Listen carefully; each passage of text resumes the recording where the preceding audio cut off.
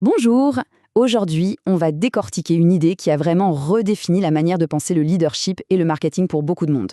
Commencer par le pourquoi de Simon Sinek. On va voir ensemble comment cette approche, qui paraît simple, peut en fait tout changer. Pour vraiment comprendre la puissance du pourquoi, il faut d'abord regarder comment la plupart des entreprises essayent d'influencer nos choix. Et on va vite se rendre compte que, bien souvent, ça relève plus de la manipulation que de la véritable inspiration. La tactique la plus classique, la guerre des prix. Évidemment, baisser les prix, ça attire des clients, c'est un fait.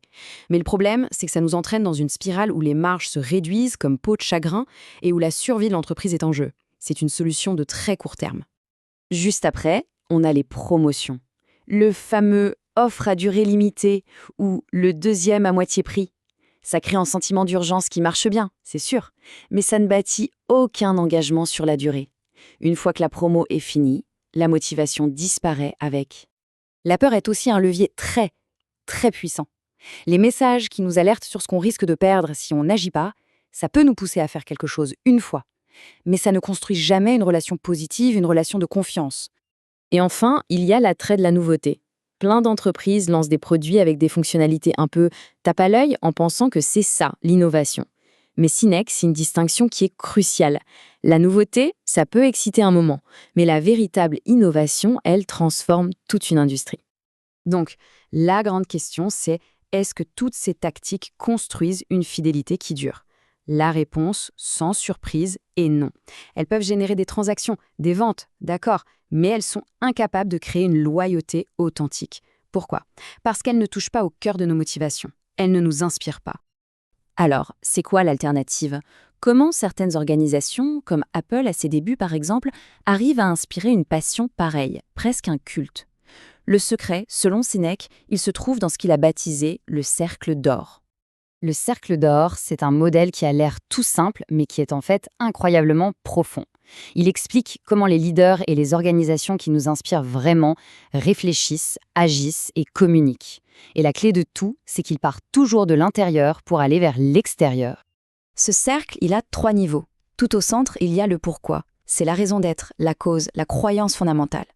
Ensuite, autour, on trouve le comment. Ce sont les actions spécifiques, les valeurs qui guident la manière de faire. Et enfin, tout à l'extérieur, il y a le quoi. C'est le résultat concret, visible, les produits ou les services. Et c'est là qu'on voit un retournement complet de la communication habituelle.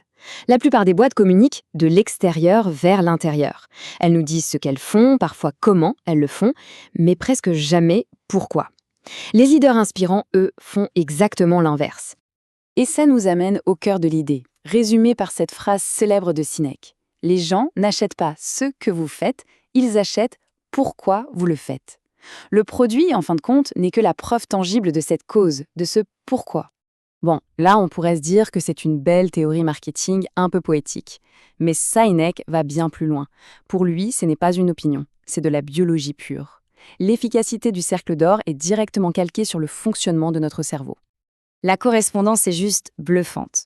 Le quoi, le produit, les caractéristiques, ça parle à notre néocortex, la partie de notre cerveau qui gère la pensée rationnelle et le langage.